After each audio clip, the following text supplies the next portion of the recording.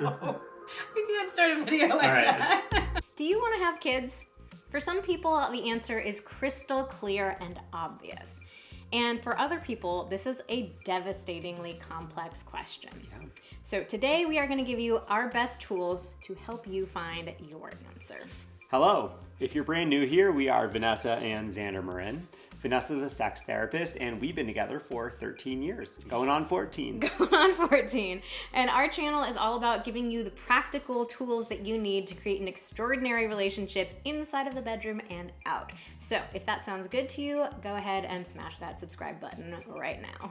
All right, let's get down to it. We're going to talk about having kids. Big topic. Yeah, so for centuries, having kids was the norm. People did not even consider whether they wanted to have kids or not. They just did it. Mm-hmm. But these days, more and more couples are realizing that having kids is really a choice. Yeah, having kids is still seen as the norm. Mm-hmm. You know, there's still a ton of pressure to have kids. But today, it is much more of a choice than it ever has been before. So that's really the important message that we want to share with you today. First of all, is that having kids is really a conscious choice. It does not have to be a default. Yeah, so for us personally, we have made the conscious choice to not have kids. Yeah. If you want to hear the full story of how we came about that decision, what our history was around it, we actually have an older video where we walked all through it. And so we'll put a link to that video right up here. But the short version of our story is that both of us always assumed that we would have kids. We always wanted to have kids. We kind of defaulted to it, you could say. We did a little bit, but we did make sure to have conversations before we got serious, before we got married, make sure that we were on the same page.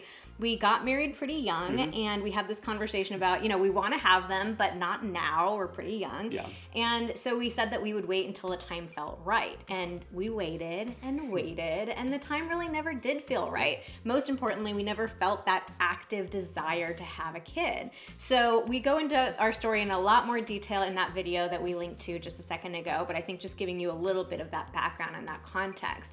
So to be totally honest with you, you know, we put that video out and we had no clue that it was going to get the reception that it ended up getting. Like, we heard from so many people saying, thank you for making this video. You know, this really spoke to exactly what I'm going through.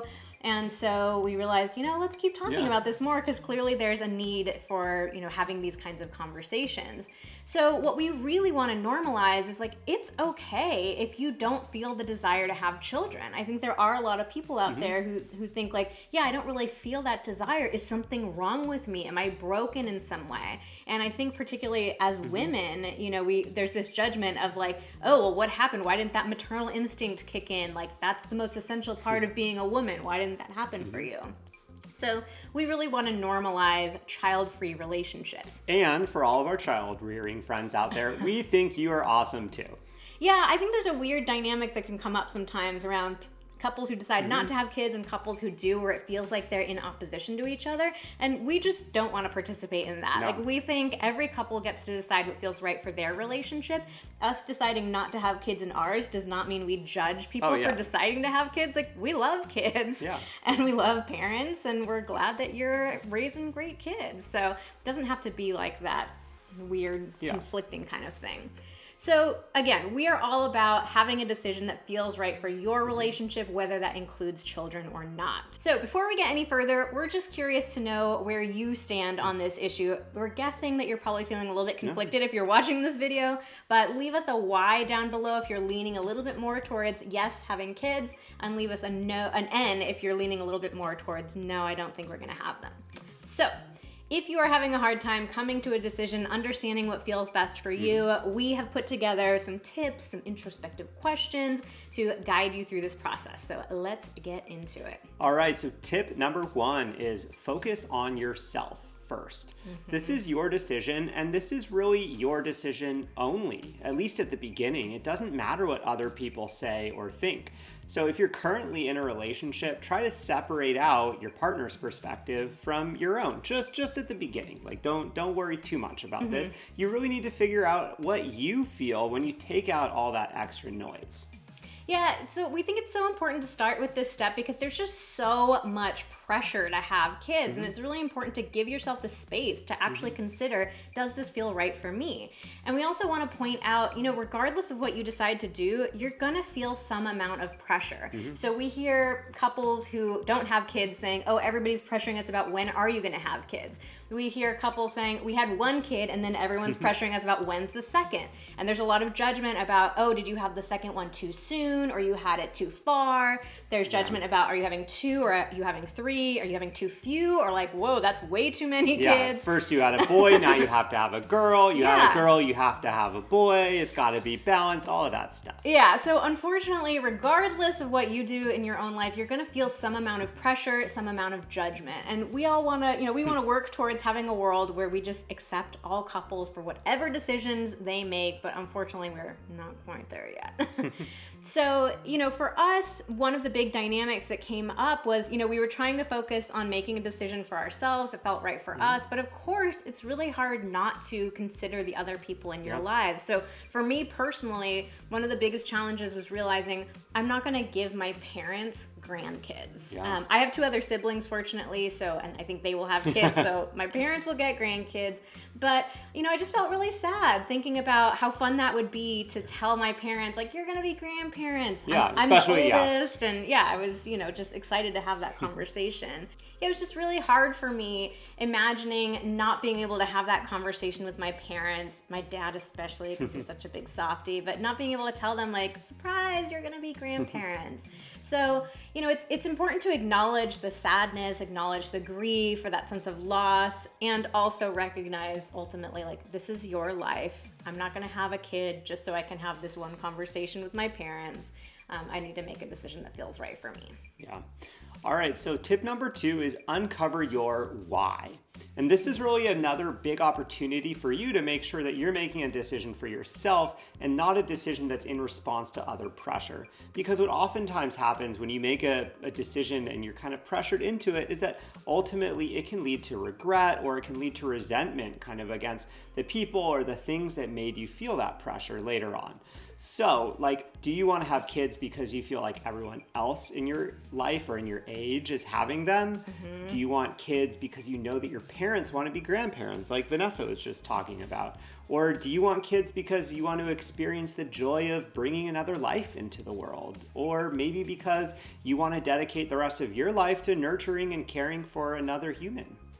So it can be really hard to differentiate like your true desire from what you think you should want. In those examples I gave, 2 of them were kind of like shoulds, I think, and the last 2 are kind of like true desires that were about you and what you want. That's actually a good little pro tip. Like when you think through your reasonings in your head, like, is the word should coming up? Because that's probably a pretty good clue that it's not actually about you. Yeah, that's a good hack right there. So yeah, all in all, give yourself plenty of time for reflection on all of this. This is not like a split-second decision that you need to make. And really be brutally honest with yourself. Like, am I doing this because I feel like I should, or is this something that I truly want? All right, step number 3 is to acknowledge that there will always be a ghost ship. Ooh, scary. I know. What the hell do we mean by that? So this is actually a really great concept that the writer Cheryl Strayed came up with. And the idea here is that, there's always going to be this like second life that you're going to miss out on by making the choices that you make in your current life. So it's not just about having kids or not having kids. It's like any major decision that you make in your life. This sounds like the multiverse, Vanessa. Oh no, we're going to get sci-fi. Uh-oh. Google that if you're curious. So it's this idea that like, any major decision you could make, there's always going to be this alternate path that your life could have gone down, but instead you picked this one. And so Cheryl Strayed talks about really being able to like acknowledge and honor that second life rather than trying to pretend like, oh no, I don't even want to acknowledge what could have happened or what that could have looked like. So one practical thing that you could do here is like write out what would those 2 different lives look like. So if you decide to have kids, just imagine, of course, nobody knows what the future holds, but just imagine like what would the next 5, 10, 20, 50 years look like? And then if you decided not to have them, what would that life look like as well? So it can be really interesting just to play with this like in your imagination, creatively, see what comes up. And obviously like pay attention to like what the feelings are coming up as well. Like, do you feel excitement when you're writing out this potential life? Or do you feel a sense of sadness when you're writing it out? Or maybe anxiety or confusion? So So just pay attention to what it's like to imagine these two possibilities for your life. So for me, my ghost ship part of it is like, I can imagine a lot of incredible experiences that I could have with kids, like watching you love our kids and, you know, be all sweet and cute and cuddly with them or play with them, teaching them something new, like even just seeing what they would look like. It'd be really cool to see, like, how does our DNA merge? I think there's an app for that. I guess so. But, you know, so there are a lot of like amazing and sweet memories that I can think of. And I can give myself the space to honor and acknowledge those and to even feel some grief around that. Like, yeah, there are things that I'm gonna miss out on. There are amazing experiences that I could have. So I think sometimes when we're trying to make a tough decision, like we want it to feel so crystal clear in one direction that we don't even want to acknowledge the other possibilities. But I think it's so much better to make it from like a wholehearted place where you're acknowledging, yes, there's sadness. Yes, there's grief. Yes, I can feel sad watching that ghost ship sail off in the distance, and I also can still feel confident in the decision that I've made. All right, so tip number 4 is that you really don't need to feel 100% ready or wait until you have that baby fever in order to start having kids. Because look, you're never gonna be fully ready. If you know you wanna have them, don't put pressure on yourself to wait until you feel totally ready. Like, it's probably never gonna happen. I don't think any of us are fully ready for any major decision that we make in our lives. Or we think we're ready, and then right before it happens, you know, we're like, oh my God, I have to figure out this. Oh my God, I'm not ready. Like, that's totally normal. Also, it is okay to make a conscious decision from a place of ambivalence. Not all decisions are gonna be hell yeses or hell no's. That's just kind of life. Yeah, we've definitely heard from a lot of parents who said, you know, I knew that I wanted to have kids, but in that moment, like, the timing didn't feel right. I felt terrified. You know, I was still kind of unsure. So it's okay to make a decision from that kind of place. Yeah. However, it's important to note that if you know that you are definitely not ready, don't assume that having kids is just going to fix all of your existing problems or your lack of readiness. Oh, yeah, especially not any relationship issues. I think, unfortunately, a lot of couples have a kid thinking like, oh, this will bring us closer together. It'll give us a sense of purpose, save our, you know, relationship or our marriage. And unfortunately, it very, very rarely, maybe never does. Yeah. All right, and that brings us to our 5th and final tip, which is to trust your gut. At the end of the day, this really is a gut decision as much as it is a rational decision. So we really encourage you to take some time to, you know, get quiet, journal, spend some time alone. Really let yourself feel into, like, what does it feel like to imagine yourself having kids, to imagine yourself not having kids. And, you know, if the thought of having kids makes your stomach start to twist up in a knot or your anxiety starts to spiral, maybe it's not the right choice for you, at least right now. If the thought of having kids makes your heart feel tender or it gives you butterflies in your stomach, you know, that can be an indication that maybe it might be the right decision for you. So it's interesting, like, I think especially with big decisions like this, we often get stuck really ruminating in our heads. We want to make the pros and cons list, and we want to talk it out with friends, and we like want to find that rational decision that feels so right.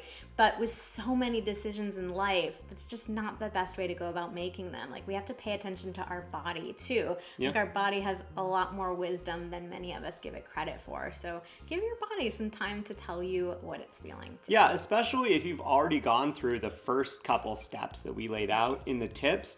At that point, once you've really separated, like, is this for me? Is this for something else? How do I really feel? Then your gut is really going to be a lot more accurate. I think a lot of us kind of worry that gut decisions are impulsive, but if you've kind of thought it through a lot and really been, you know, just smart and honest with yourself about how you're thinking about it, once you get to that point, making a gut decision is not impulsive at all. All right, so that wraps up our tips for how to decide if you want to have kids. We know that this is a huge and deeply personal decision, so we really hope that you found these tips super helpful. If you like this video, please give it a like, hit that red button to subscribe to our channel, and click the notification icon so you keep getting these videos the moment we post them. Ooh. And we have a little gift for you. So check out our free guide, The Simple Daily Check-In that every couple needs to be doing right now. It gives you tips and prompts so that you and your partner can support each other, feel connected to each other every single day. So we'll put a link to download that for free in the description box down below. Thanks for watching. See you next time.